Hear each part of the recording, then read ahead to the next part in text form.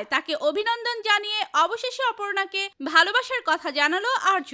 হ্যাঁ বন্ধুরা, আমরা এমনটা দেখতে পাবো চিরদিন তুমি যে আমার ধারাবাহিকের আগামী পর্বগুলোতে। বিস্তারিত জানতে ভিডিওতে লাইক দিয়ে শেষ পর্যন্ত দেখতে থাকুন। রেজাল্টের আসল যেটা লিস্ট ছিল সেটা আবার পাবলিশ করা হয় নতুন করে, আর সেখানে আমরা দেখতে পাই অপর্ণা পুরো রেকর্ড মার্কস নিয়ে পাশ করেছে। তার মার্কস ছিল 99%। আর এই এত নম্বর পেয়ে প্রথম হয় আমাদের অপর্ণা বসু।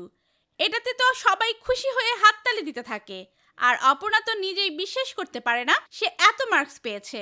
সেও খুব খুশি হয়ে অবাক হয়ে সবার দিকে তাকিয়ে থাকে।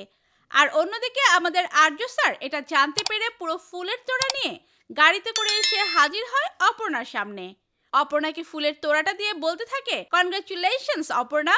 অপর্ণা কিন্তু সেই ফুলের তোড়াটা নিয়ে আর্য স্যারের দিকে খুব রাগি রাগি মুখ করে তাকিয়ে থাকে।